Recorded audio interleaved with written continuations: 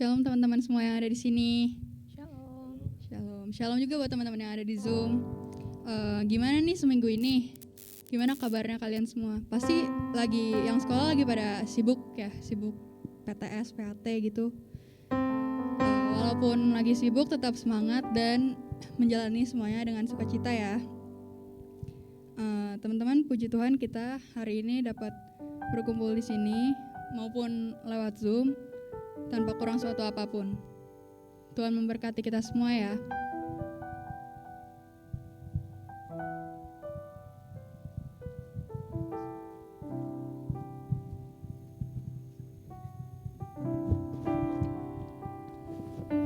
Teman-teman sekalian, mari kita bangkit berdiri.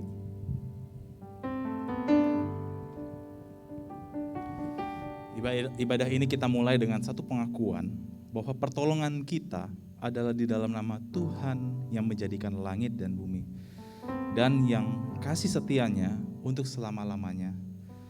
Kasih karunia dan damai sejahtera dari Allah Bapa kita dan dari Tuhan Yesus Kristus menyertai kita sekalian. Amin.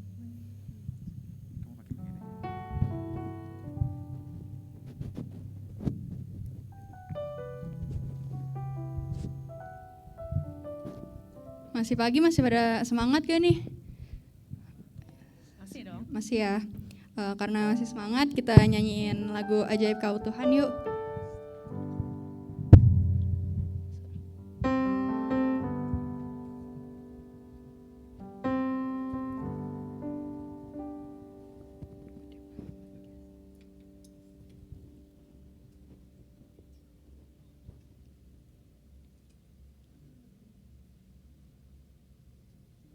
Nyanyinya boleh sambil tepuk tangan ya nanti teman-teman.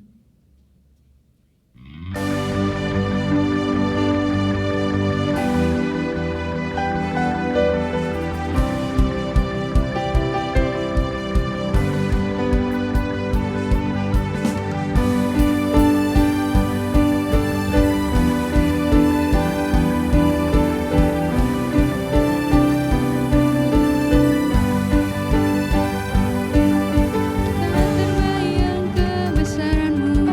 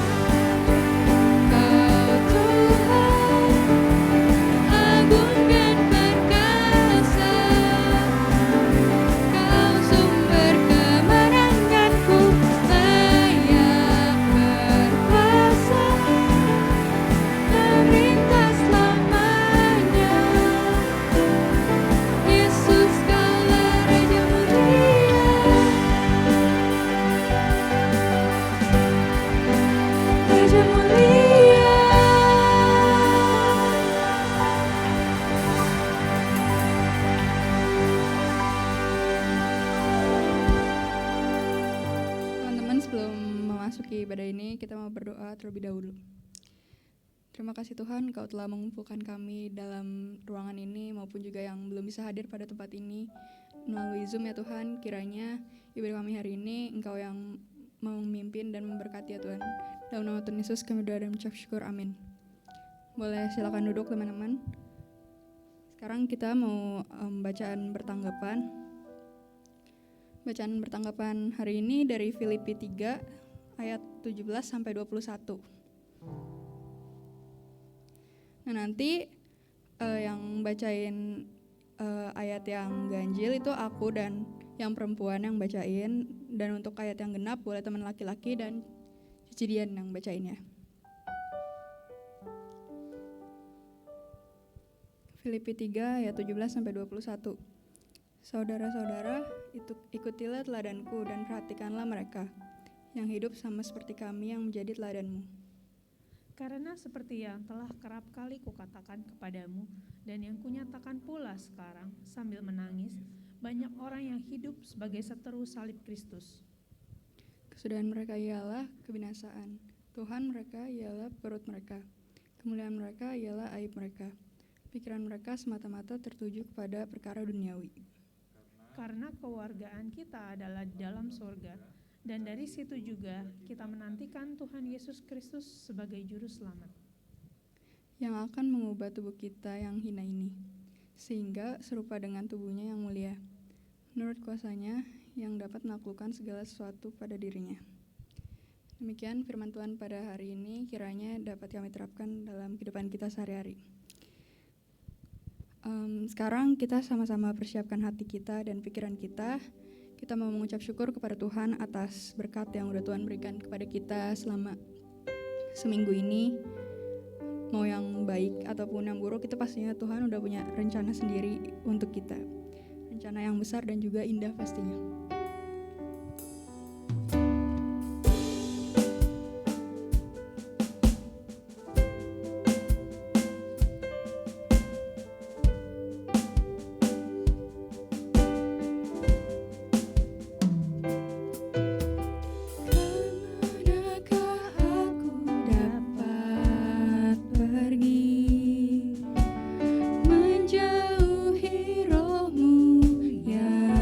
Suci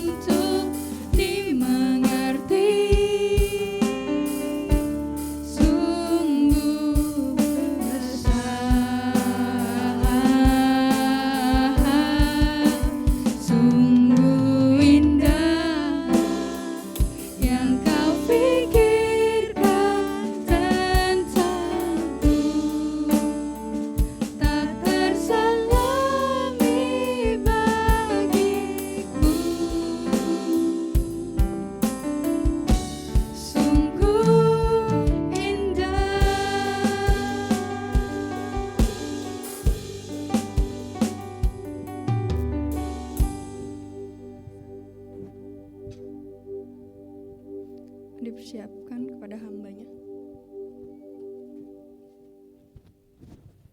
Saudara, mari kita bersatu dalam doa.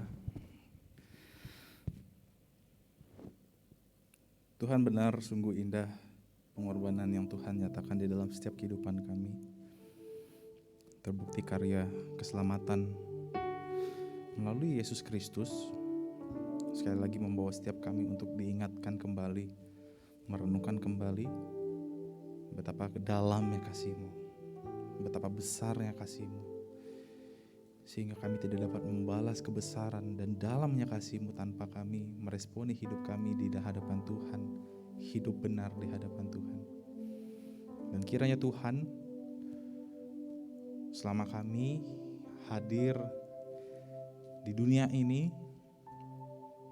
baik kami di tempat Tuhan percayakan, baik dimanapun Tuhan izinkan kami untuk memiliki satu komunitas, biarlah kami meresponi kasih Tuhan dengan hidup kudus, hidup benar di hadapan Tuhan. Terima kasih baik Bapa di sorga. Kami akan belajar firman Tuhan pada pagi hari ini.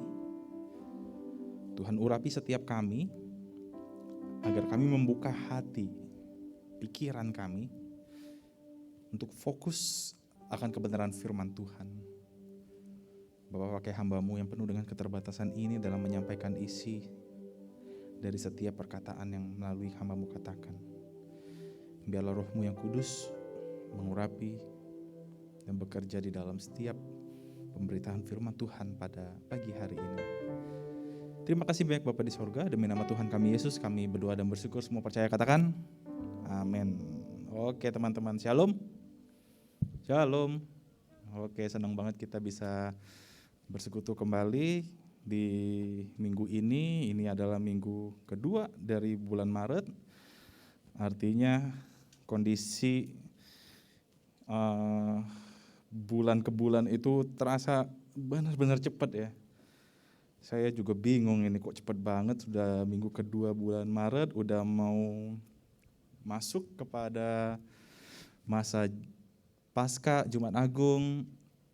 Biarlah kiranya kita sekali lagi diingatkan ya, untuk kita dapat menghidupi kehidupan kita, merefleksikan apa yang telah kita lakukan sepanjang kehidupan kita. Apakah kita sudah semakin dekat dengan Tuhan? Apakah kita semakin setia dengan Tuhan? Ataukah hidup kita masih berkompromi dengan hal-hal yang mendukakan hati Tuhan, yang menjauh daripada Tuhan? Nah teman-teman, pada hari ini kita akan membahas satu tema. Slide saya bisa dimunculin di monitor nggak? Satu tema yang akan kita bahas yaitu tentang toxic friendship. Waduh, kalau ngomongin tentang toxic ini banyak banget ya literatur yang membahas kayak gini. Baik dari segi kehidupan psikologi, baik dari segi kesehatan. Ngomongin tentang toksik itu bukan hanya soal racun yang mematikan ya, tapi ini sesuatu yang memang benar-benar membawa setiap kita hadir di sana itu merasakan sesuatu yang berbeda kayak begitu. Nah teman-teman yang terkasih, saya coba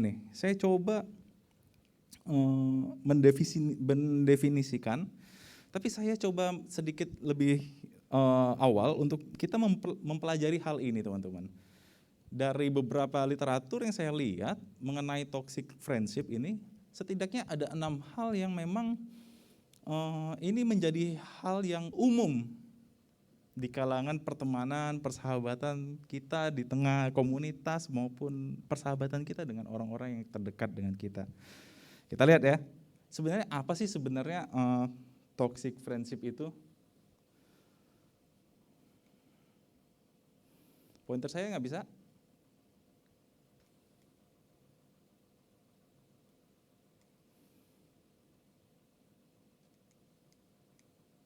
Oke, boleh dibantu untuk slide-nya.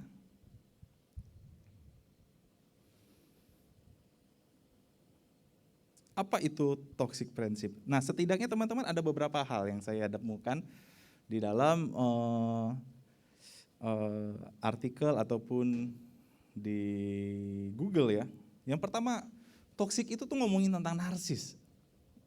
Narsistik kayak gitu. Sikapnya itu tuh yang kurang bisa berempati, teman-teman. Modelannya itu tuh memang mengutamakan dirinya sendiri. Hanya peduli dengan dirinya sendiri. Sehingga apa yang ada terjadi di sekeliling kita, apa yang terjadi di sekitar kita, itu nggak dipeduliin. Orang yang narsis ini, jadi jangan salah nih ya, orang yang suka foto itu bukan soal masalah narsisnya teman-teman ya. Ini harus kita bedain. Orang foto itu bukan soal narsisnya, tapi narsisism atau narsis yang menjadi karakter di dalam hidupnya itu seperti mementingkan dirinya sendiri. Ini berbeda dengan seperti orang yang foto, tapi yang sebenarnya menunjukkan bahwa orang yang narsisism itu orang yang memang menunjukkan sikap yang memang memperdulikan diri sendiri. Sikap yang selalu merasa baik daripada orang lain. Biasa kita pernah ketemu dengan orang-orang seperti ini ya, orang yang mementingkan diri sendiri lah, atau orang yang hidupnya tuh pusat kehidupannya tuh dia kayak gitu. Kalau bisa dia menjadi sentral dari orang-orang yang ada di sekitarnya kayak gitu. Nah, ada nggak sih orang-orang kayak begini? Banyak ya. Pasti teman-teman juga pernah mengalami dan ketemu dengan orang-orang yang punya karakter model seperti ini. Tapi ini adalah salah satu kategori nih. Kategori orang yang narsis seperti ini adalah orang yang hidup di tengah pertemanan yang toksik, teman-teman. Nah, selain itu, yang kedua itu adalah dia adalah orang yang suka banget mengontrol sikap seseorang yang ada di sekitarnya. Kehidupannya itu tuh hadir untuk mengontrol semuanya kayak gitu. Supaya apa? Dia berusaha keras untuk mengikut andil dalam sebuah keputusan yang terjadi dalam kehidupan seseorang kayak begitu. Biasanya tuh kalau rebutan sesuatu dengan sesuatu yang diperebutkan kayak gitu, dia berusaha banget bagaimana supaya saya itu bisa mengambil kesempatan untuk memberikan hal yang memang menjadi keputusan yang saya buat kayak begitu, buat orang lain. Nah, dia berusaha mengontrol orang-orang yang ada di sekitarnya kayak gitu. Biasanya kalau kita berteman atau kita dalam satu kumpulan dengan orang-orang yang kita kenal kayak begitu, pasti kita juga melihat ada orang-orang yang memang kehadirannya, tujuannya itu memang bukan untuk empati sama kita. Dia cuma nanya doang kayak begini. Setelah dia bertanya, dia bukannya hadir untuk menolong, tapi dia datang untuk hadir mendengar dan menganalisa apa yang dia ceritakan, apa yang orang itu katakan. Setelah dia analisa, dia berusaha untuk supaya dia bisa melihat, mengontrol semua apapun yang ada menjadi keputusan di dalam setiap kehidupannya. Kalau ada di pertemanan seperti ini dibilangnya adalah kategori orang-orang yang disebut dengan toxic friendship. Selain itu adalah ini wajib nih, kewajiban yang liar kayak begitu. Maksudnya kayak gimana sih?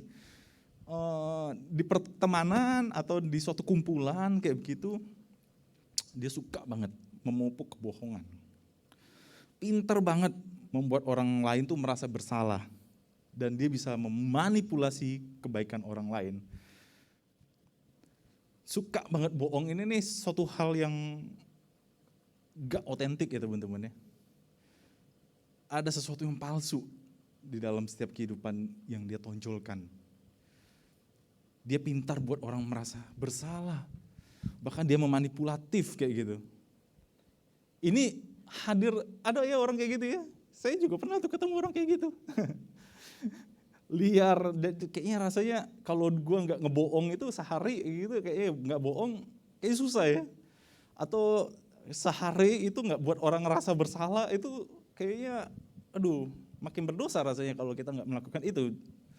Atau sehari dia merasakan seseorang itu untuk memanipulasi kebaikannya, kayaknya kalau gak melakukan hal itu di depan orang, rasanya ada yang kurang kayak begitu. Ngeri ya kalau kita ketemu orang-orang yang punya karakter atau pandangan yang seperti ini ya. Tapi kalau kita pikir-pikir memang ini hadir di tengah kita, muncul di tengah-tengah kita, yang bisa sekali lagi membawa setiap kita bisa terpengaruh dengan hal ini. Selain itu, ada yang merasa green eye, maksudnya dia tuh sikapnya cemburu terhadap orang lain. Dia playing victim. Waduh, ini suka ya lihat di sosial media tuh orang-orang playing victim kayak begitu. Atau suka menyalahkan orang lain.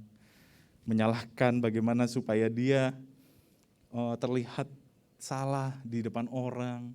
Atau dia orang yang kita lihat, kemudian dia merasa, oh dia tuh orangnya gini loh. Dia tuh orangnya punya karakternya seperti ini loh. Dia tuh orangnya yang punya masa lalunya kayak begini loh. Teman-teman, ini suatu model sekali lagi ya. Yang terakhir mungkin kita juga sering dengar ya, pemain drama ya, hidupnya penuh dengan drama.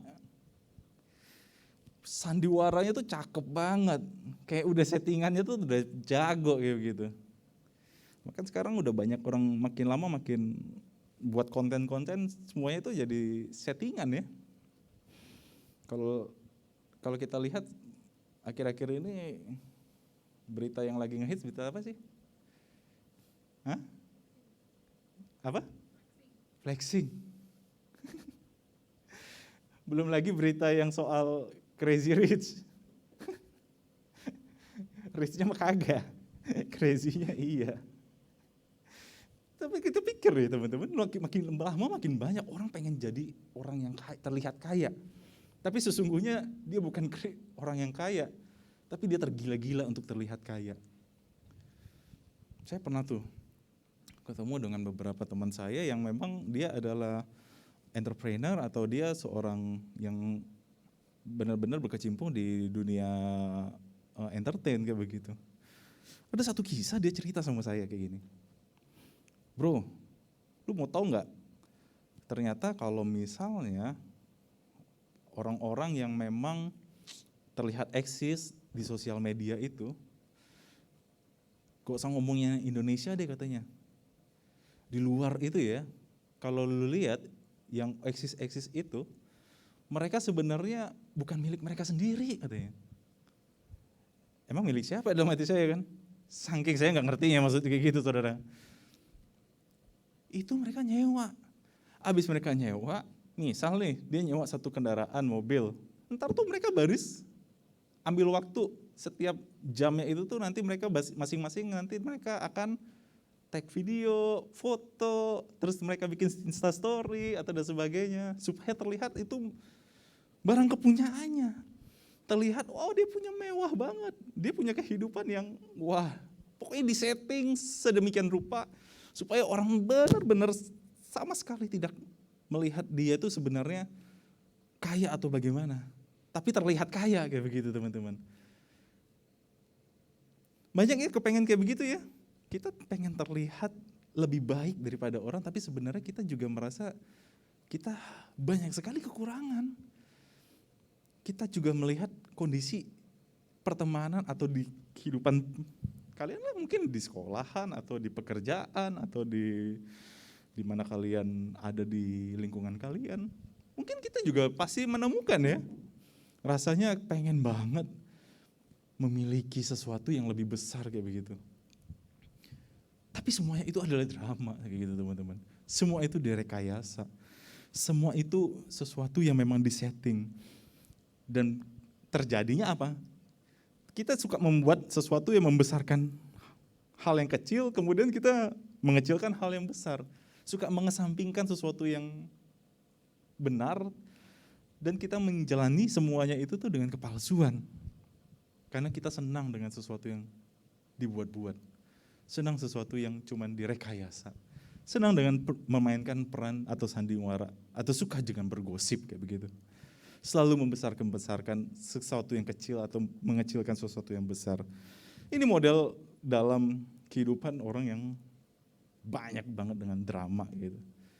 Yang terakhir energi vampir. Saya juga bingung nih, maksudnya apa sih kalau orang nulis kayak begini? Ternyata vampir itu maksudnya mengisap darah ya. Mengisap sesuatu yang memang itu ditarik, diambil, yang menjadi suatu energi seseorang itu tuh diambil. Kalau darah udah meninggal dong. Nah ini juga kehadirannya itu tuh untuk menarik hal positif dalam setiap kehidupan yang dia punya. Dia merasa bersyukur pada hari ini, tapi sebenarnya dia tarik itu rasa syukur dan kebesaran yang dia alami dengan mengatakan, udah jangan cepat-cepat bersyukur. Sebenarnya kita masih juga hidup kayak gini-gini aja, kaya juga kagak, pas-pasan juga kayak begini-gini aja, kayak begitu. Nah orang-orang yang kayak begini nih muncul tuh di kalangan, semua kalangan siapapun itu, termasuk kalangan rohaniawan pun juga ada yang kayak begitu. Aduh, nanti kalau udah tua, udah mau pensiun, udah mau selesai dari pelayanan, mau ngapain ya, kayak gitu. Rasa khawatir kadang muncul, dan itu juga diisap, ditarik, diberikan pemahaman-pemahaman yang udah, melayani itu bukan hal yang perlu kita lakukan dalam kehidupan kita. Banyak orang yang bisa melayani kok. Akhirnya apa? Iman seseorang itu semakin lama semakin pudar. Belum lama, melihat hamba Tuhan juga ada yang sampai, tanda kutip, dia pindah kepercayaan. Karena dia merasa energi yang dia dapat dalam pelayanan dia itu tuh udah ketarik dengan sesuatu yang membawa dia kepada suatu pengajaran-pengajaran yang menjauhkan diri dia dari Tuhan. Jangan salah, orang-orang yang juga sebenarnya belajar tentang firman Tuhan, juga energinya bisa saja berkurang sehingga dia akhirnya kehilangan arah hidupnya. Kenapa? Bisa jadi lingkungannya. Lingkungannya itu yang tidak mendukung di tengah pelayanannya dia. Nah teman-teman, seringkali kita bertemu dengan lingkungan yang tidak mendukung kita. Saya bisa menyimpulkan itu sebagai suatu toksik. Karena apa?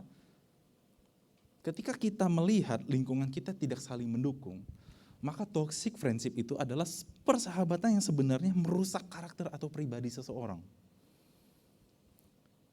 Karena itu didasari oleh sikap keegoisan, dan itu berpusat kepada dirinya sendiri. Nah ini yang harus kita renungkan bersama-sama. Betapa sebenarnya karakter seseorang itu sesungguhnya bukanlah dasar dari keegoisan, bukanlah dasar seperti yang tadi saya sampaikan, dirinya sebagai pusat narsis atau pusat sentralitas di dalam setiap kehidupan orang yang ada di sekitarnya. Bodoh amat deh orang mau ngapain, bodoh amat deh orang mau kayak gimana, yang penting saya tetap eksis.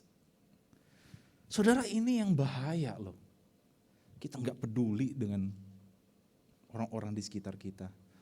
Kita nggak peduli dengan orang-orang yang ada, yang dekat dengan kita. Padahal dia sebenarnya membutuhkan kita. Coba ya teman-teman ya, coba ingat lagi 1-2 tahun yang lalu. Masalah apa yang pernah kalian hadapi? Persoalan apa yang pernah kalian hadapi? Apakah ada orang-orang yang memang hadir sebagai penolong di dalam setiap kehidupan kesulitanmu, masalahmu, atau hal-hal yang memberatkan hidupmu? Coba kalian renungkan dan kalian pikirkan, ada gak sih orang yang hadir di tengah-tengah kehidupan kalian dengan kondisi masalah yang kalian hadapi? Atau coba kalian pikirkan, 1 tahun atau 2 tahun, gak usah jauh-jauh, 1 tahun atau 2 tahun, pernah gak sih kalian hadir sebagai penolong bagi orang, teman, sahabat yang mengalami pergumulan berat, mengalami duka yang berat, mengalami kesedihan yang berat? mengalami putus asa yang berat, mengalami ketidakpastian di dalam setiap kehidupannya. Coba renungkan bersama.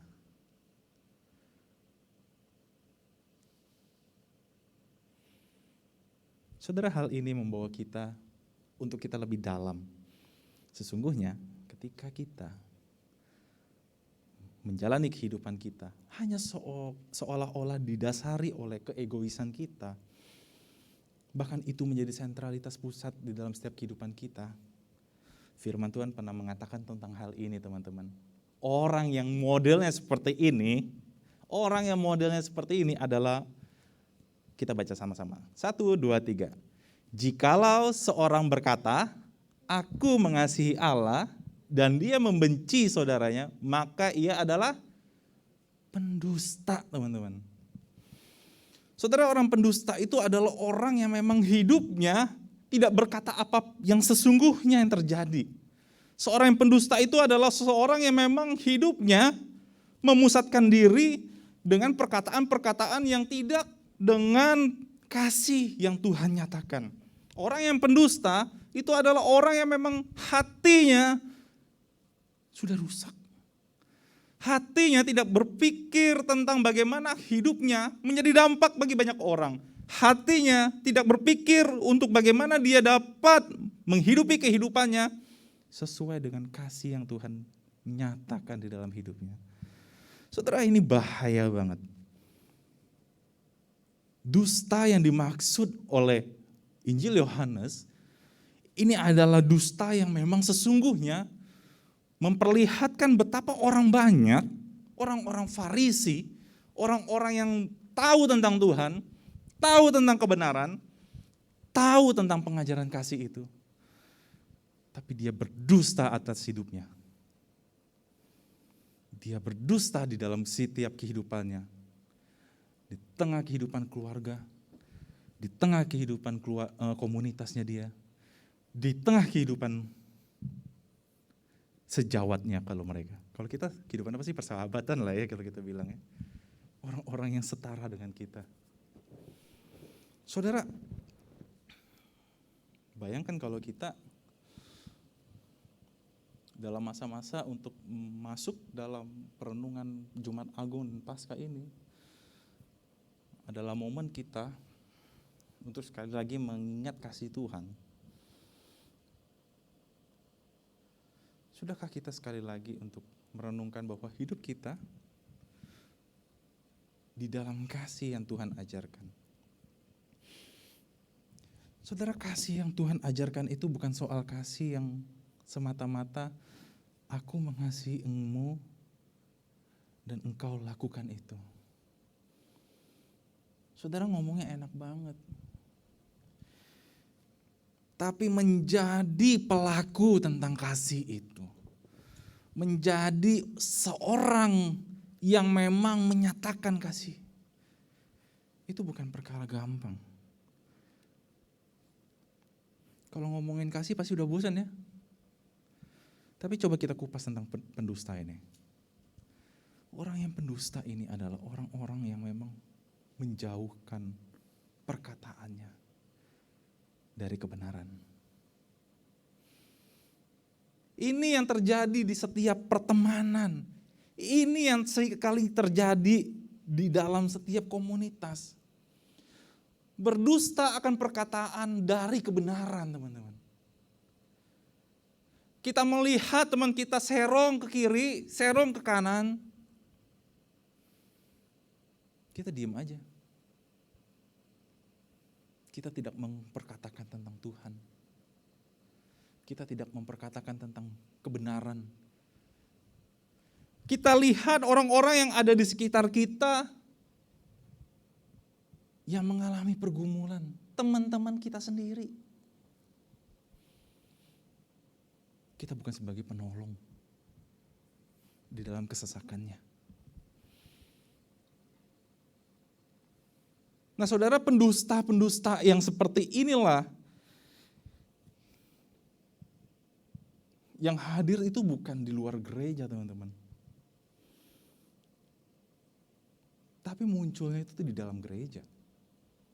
Orang yang udah tahu tentang Tuhan, udah tahu pengajaran Tuhan, udah tahu mungkin rasa kasih yang Tuhan nyatakan itu udah berlimpah kali dalam kehidupannya.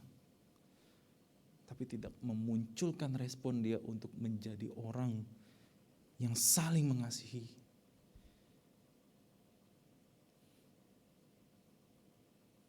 Membenci seseorang yang ada di sekitar kita, itu aja sudah dikatakan pendusta. Waduh, kalau saudara sesama saudara benci itu udah hal biasa ya. Apalagi yang saudaranya ada yang lebih dari satu. Biasa kalau saya lihat keluarga saya, kalau yang koko-koko saya lebih diprioritaskan, rasanya benci bukan main. Rasanya itu, waduh, menyakitkan kayak gitu. Karena biasa yang paling kecil itu yang lebih banyak maunya.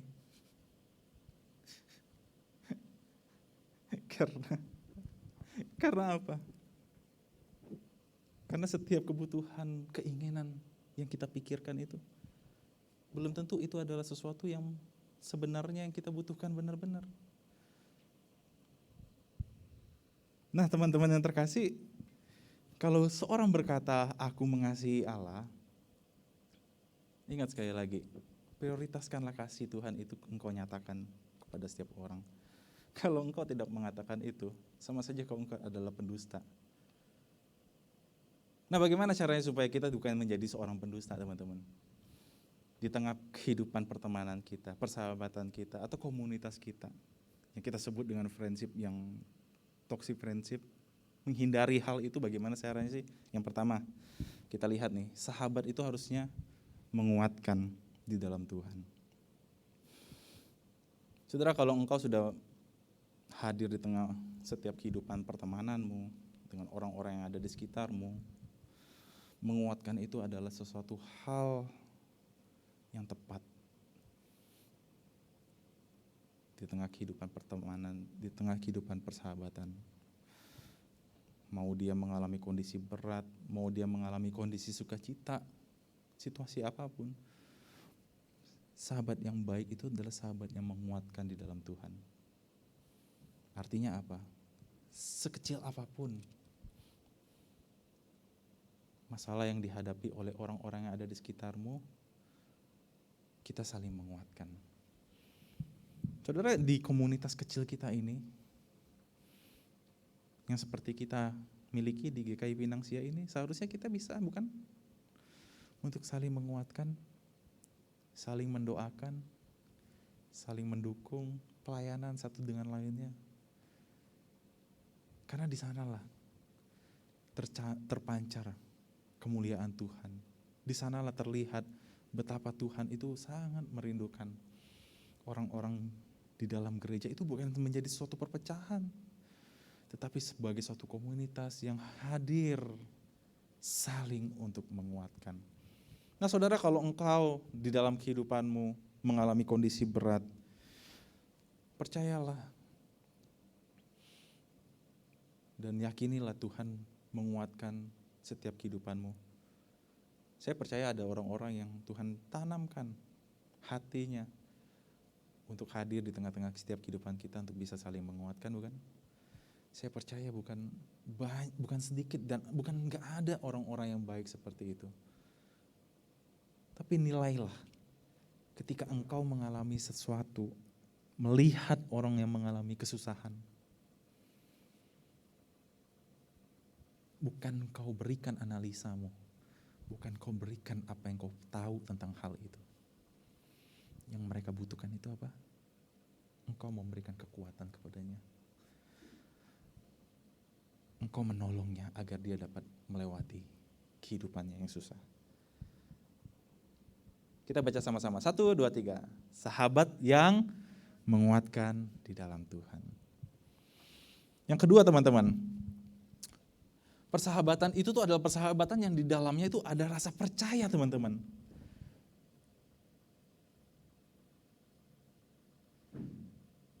ada humility, ada respect, dan ada kejujuran. Mulailah setiap kehidupanmu dengan rasa percaya dengan orang-orang yang ada di sekitarmu. Saya pernah mengalami kondisi yang gak bisa percaya sama orang. Mungkin lebih dari setahun, bahkan lebih kayaknya. Untuk percaya sama seseorang itu gak gampang. Bukan hanya karena saya telah mengalami rasa sakit atau rasa tidak dipercayai atau tidak mempercayai. Tapi saya di sana belajar. Menjadi orang yang gak percaya, gak ada rasa percaya. Oh, itu gak enak banget. Contoh, waktu kami meeting kepengurusan, biasa kita tiap bulan ada meeting pengurus. Semuanya itu punya bagian masing-masing. Ada yang bagian ngurusin desain, ada yang bagian ngurusin persekutuannya, ada yang ngurusin streaming, ada yang ngurusin apa aja deh. Bahkan ada yang sampai mau ngurusin untuk protokol kesehatan supaya semuanya lengkap, aman, dan kita yang ada di ruangan ini. Saudara, semuanya itu udah dipikirkan untuk kebaikan kita yang hadir di sini. Pertanyaannya, kalian percaya nggak sama kami? Kalau kami memikirkan ruangan ini steril, ruangan ini aman, ruangan ini bisa dipakai untuk berkumpul dalam satu ibadah. Ruangan ini bisa dipakai untuk beribadah dengan aman dan nyaman. Kalian memiliki rasa percaya nggak dengan kami? Walaupun kita juga pernah ya, pernah terjadi sesuatu yang memang gak gampang di masa pandemi ini. Kita yang harus pada isolasi lah, ada yang pada harus tes. Tapi balik lagi, persahabatan yang ada di dalamnya itu ada rasa percaya. Kalau kita saling percaya dengan satu sama lainnya, kita percaya gereja kita itu menyediakan yang terbaik untuk ibadah kita. Kita percaya bahwa gereja kita tuh menyediakan makanan rohani yang baik untuk setiap kita. Kita percaya bahwa gereja kita memberikan ruang bagi setiap kita untuk kita bisa hadir bersekutu bersama. Saudara, itu adalah sesuatu yang menyenangkan hati Tuhan, bukan?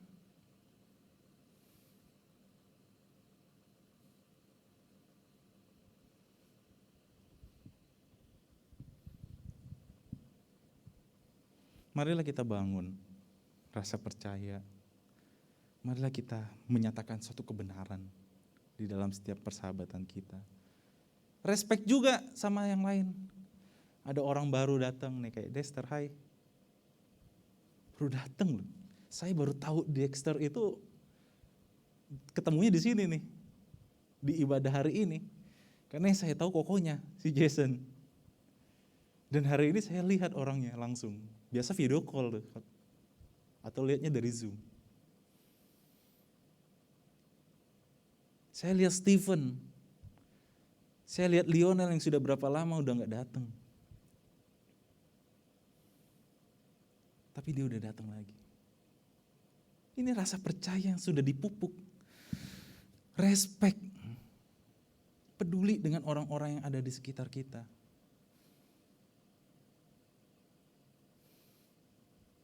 Dan yang terakhir, kejujuran yang perlu kita lakukan di dalam setiap kehidupan kita. Yuk kita baca bersama-sama. 1, 2, 3. Barang siapa mengasihi Allah, ia harus mengasihi saudaranya. Barang siapa yang mengasihi Allah, ia harus mengasihi saudaranya. Saudara, sekali lagi, kasih itu adalah dasar dari segala sesuatu yang kita lakukan dan bukti dari segala sesuatu yang kita alami dalam setiap kehidupan kita. Kalau didasari tanpa kasih, semuanya itu adalah hampa. Semua itu tidak ada artinya. Pertemanan yang bisa merusak itu karena dia tidak menyatakan kasih, tidak memiliki kasih. Saya tidak tahu engkau di mana posisinya. Engkau yang orang yang tidak memiliki kasih atau tidak mengenal tentang kasih itu, saya nggak tahu. Tapi hari ini ketika kau hadir di tengah pertemananmu, persahabatanmu, komunitasmu, kita bukan menyatakan sesuatu yang merusak. Kita bukan menyatakan sesuatu yang tidak benar. Tapi nyatakanlah kebenaran itu di dalam kasih kepada Allah. Dan itu yang membawa setiap kita bukan menjadi toxic friendship, tapi itu menjadi suatu bentuk kita memiliki pertemanan yang rohani, pertemanan yang benar di hadapan Tuhan. Dan ketika pertemanan itu muncul didasari oleh kasih, maka kasih persahabatan itu adalah kasih yang berkorban. Itu adalah kasih yang paling dalam, di mana kita ada penyerahan diri.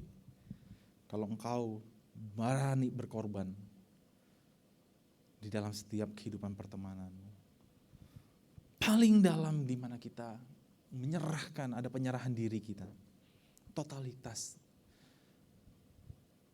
Tentu itu adalah kasih persahabatan yang Allah ajarkan dalam setiap kehidupan kita. Mari kita merenungkan hal ini di dalam setiap kehidupan kita, teman-teman. Agar setiap persahabatan kita, komunitas kita, semakin hari semakin diperbaharui, semakin hari semakin mengalami pertumbuhan yang mendekat dengan Tuhan, yang hidup semakin di dalam Tuhan, yang kita semakin menyatakan kasih antara satu dengan lainnya. Mari kita berdoa.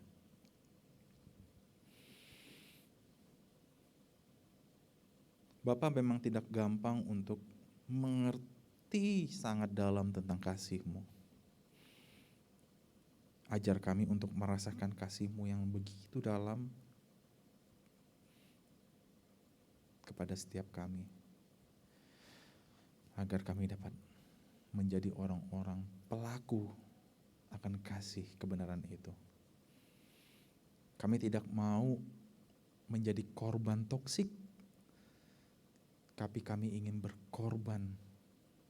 Bahkan ada penyerahan diri yang muncul didasari oleh kasih persahabatan yang Yesus ajarkan.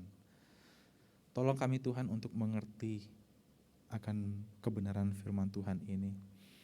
Dan Tuhan pakai setiap kami untuk kami semakin hari semakin bertumbuh di dalam komunitas kami. Dan kami menjadi orang-orang yang menyatakan kasih Yesus Kristus yang sesungguhnya. Terima kasih baik Bapa di sorga. Demi nama Tuhan kami Yesus Kristus kami telah berdoa dan bersyukur. Amin. Tuhan berkati kita sekalian.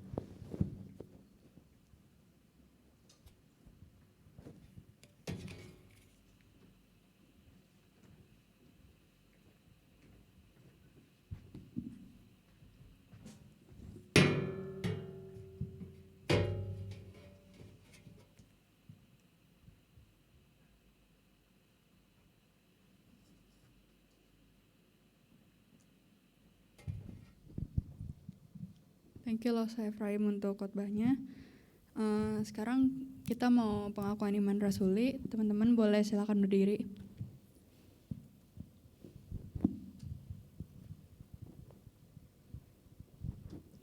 Pengakuan iman rasuli. Aku percaya kepada Allah, Bapa yang Maha Kuasa, Khalik langit dan bumi, dan kepada Yesus Kristus, anaknya yang tunggal Tuhan kita, yang dikandung daripada Roh Kudus, lahir dari anak darah Maria, yang menderita sengsara di bawah pemerintahan Pontius Pilatus, disalibkan, mati dan dikuburkan, turun ke dalam kerajaan maut. Pada hari yang ketiga, bangkit pula dari antara orang mati, naik surga, duduk sebelah kanan Allah, Bapa yang Maha Kuasa. Dan dari sana ia akan datang untuk menghakimi orang yang hidup dan yang mati. Aku percaya kepada Roh Kudus, gereja yang kudus dan am. Tuhan Orang Kudus, pengampunan dosa, kebangkitan orang mati, dan hidup yang kekal. Amin. Silakan duduk teman-teman. 2 Korintus 9 ayat 7 itu menyatakan, hendaklah masing-masing memberikan menurut kerelaan hatinya. Jangan dengan sedih hati atau karena paksaan, sebab Allah mengasihi orang yang memberi dengan sukacita. Nah, maka dari itu sekarang kita mau memberikan persembahan dengan sukacita. Kita nyanyiin lagu Sukacita Surga ya.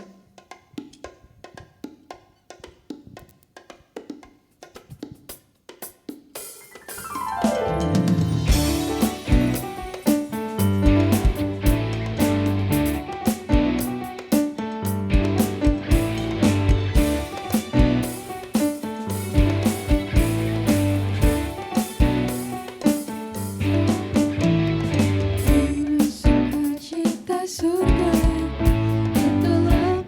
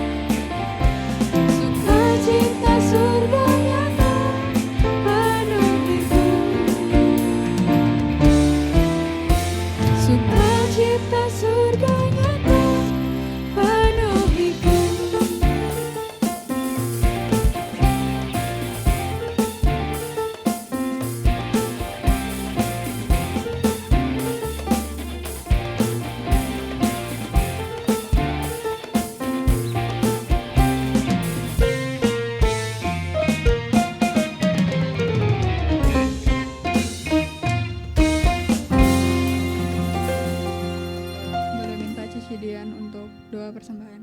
Mari kita sama-sama berdoa.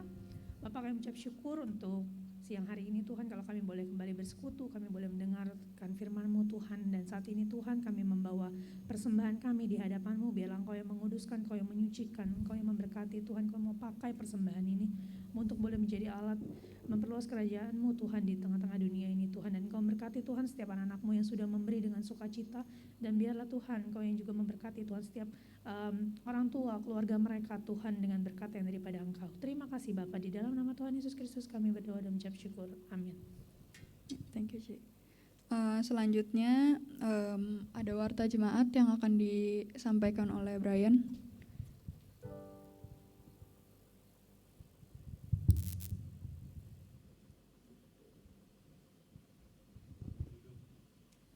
Oh yes, boleh silakan duduk teman-teman. Ya, shalom semuanya yang ada di Rohani sama dan di Zoom. Apa kabar? Baik? Baik. Oke, sekarang kita akan masuk ke warta minggu ini. Jadi selamat datang untuk kepada semua teman-teman yang sudah hadir di kebaktian minggu ini. Bagi teman-teman yang baru pertama kali hadir, kami dengan senang hati ingin menyambut kalian. Saya juga mengingatkan bahwa ibadah kita akan dilaksanakan setiap hari Minggu melalui online dan juga offline. Untuk yang online akan dilakukan melalui Zoom pukul 10 pagi. Kemudian lanjut berikutnya, special thanks kepada Lausa Ephraim yang telah memberkati kita semua melalui khotbah hari ini. Semoga Tuhan selalu berkati. Untuk lanjut masuk ke warta minggu depan. Jadi tema yang akan disampaikan adalah komunitas yang memelihara kesatuan, yang nanti akan dibawakan oleh Lausa Ephraim juga. Kemudian tim worship yang akan melayani adalah saudari Chelsea dan juga tim. Jadi untuk para penata lain yang bertugas untuk minggu depan, mohon dipersiapkan dengan baik. Kemudian juga ada reminder, we have morning devotion. Jadi kita setiap harinya di grup WhatsApp, Lausa Tono, Lausa Dian dan juga Lausa Ephraim akan menyampaikan renungan pagi. Jadi marilah kita sama-sama bertumbuh dengan berdoa dan juga bersaat teduh di pagi hari. Bagi teman-teman yang belum masuk ke grup WhatsApp tim kita, boleh hubungi penataan yang ada di sini. Sekian untuk warta minggu ini, terima kasih.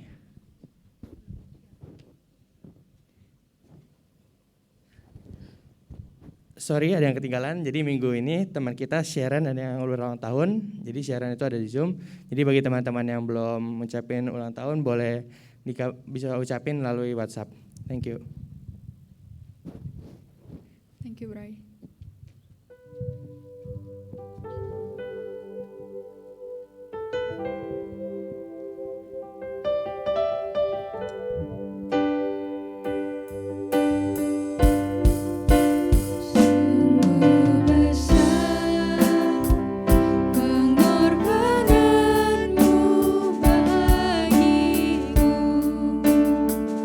Terlalu dalam untuk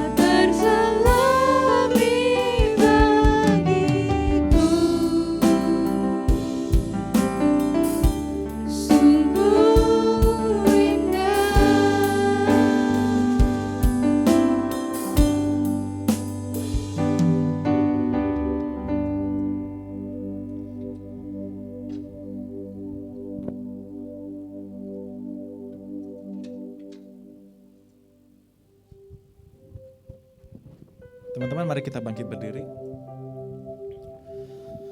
Mari kita kembali di dalam setiap kehidupan kita dan jadilah saksi Kristus dimanapun engkau berada. Dan mari berikanlah setiap kehidupanmu menjadi anak-anak yang terang bagi banyak orang. Terimalah berkat daripada Tuhan. Tuhan memberkati engkau dan melindungi engkau. Tuhan menyinari engkau dengan wajahnya dan memberi engkau kasih karunia. Tuhan menghadapkan wajahnya kepadamu dan memberi engkau damai sejahtera. Mulai hari ini sampai selama-lamanya. Semua percaya katakan, amin. Silakan duduk, Tuhan Yesus memberkati. Sampai jumpa di minggu depan.